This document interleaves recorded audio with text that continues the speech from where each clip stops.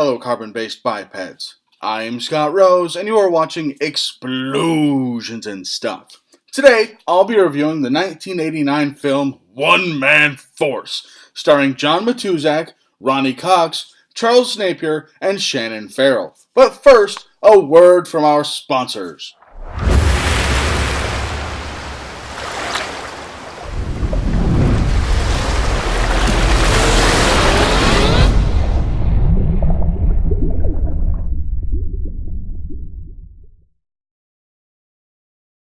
An overview of the movie. After his partner is killed in the line of duty, Jake Swan is determined to get revenge for his death.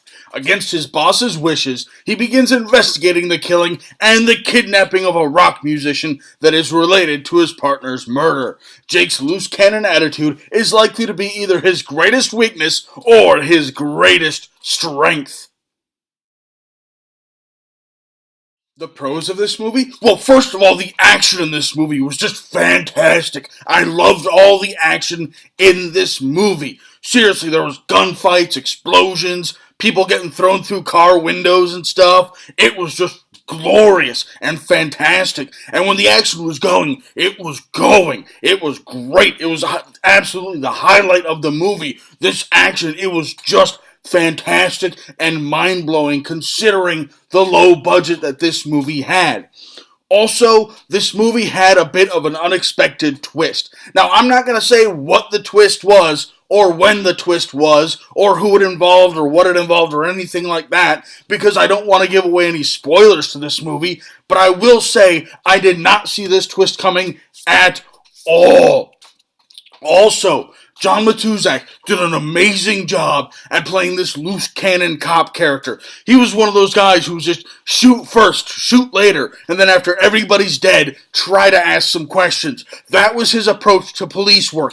That was his approach to dealing with all of these bad guys. And he did a great job at just capturing this insane, loose cannon, idiotic but maddening kind of person, this crazy guy that you don't want to mess with and you have no idea what he's going to do next. John Matuszak captured that character perfectly. The cons of this movie? Well, first of all, a lot of the acting in this movie was, well, pretty stiff. I mean, don't get me wrong, John Matuszak, Ronny Cox, and Charles Napier did fantastic jobs with their roles, and they were just glorious and amazing, and they were absolutely wonderful in their roles. It was everybody else who was stiff as hell. Seriously, these people were like stiffer than boards and concrete. The acting was just robotic and stiff, and they were trying to show emotion, but they were failing at it. It was clear they were trying to act, and it just really did a lot to take me out of the movie and take me out of the believability of the movie. I had a hard time following it. I had a hard time falling for the story and believing that it was real because a lot of these people were just so stiff and robotic in their delivery. Also, the movie was a bit slow in the middle. Let's be honest, this movie's strong point, as I've said before, is its action. The action is what made this movie good, what made it great, what drove it home, what made me want to watch this movie. But in the middle of the movie, there's this big chunk that's just nothing but story. Let's be honest, like I said, John Matuszak did a great job in this role. He did a great job with this movie. But his acting isn't going to win any awards anytime soon. He's not a fantastic actor. He was great because he was playing this crazy son of a bitch who was going around shooting people and blowing stuff up. He was good at that. He was fantastic at that. But you want him to deliver emotional lines with believability?